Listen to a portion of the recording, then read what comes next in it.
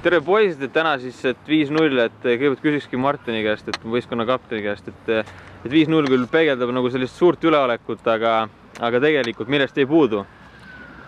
Natukene võib-olla lõpus tahtmisest puudu, et poisid hakkasid juba liiga lõdvalt võtma ja hakati jälle pikka palli panema ja võetud palli maha, hakati rabistama.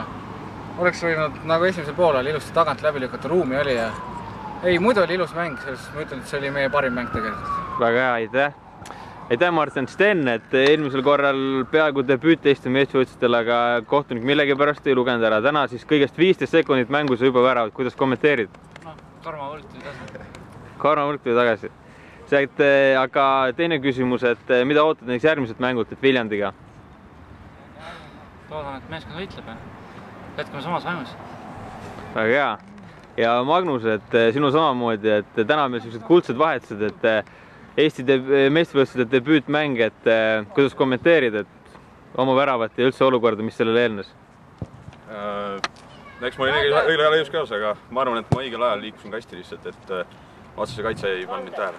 Selge. Viimasel hetkel jooksin lihtsalt taha posti.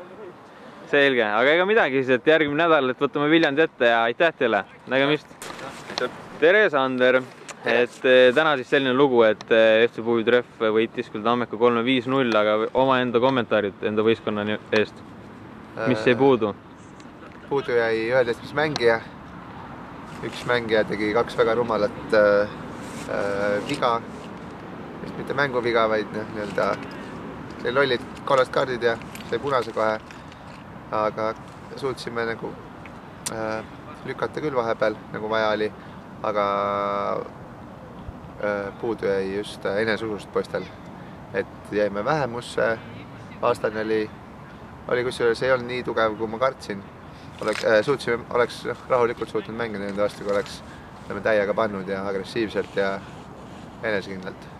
Selge, aga tänud ja edu järgmistes mängudes! Jah, aitäh!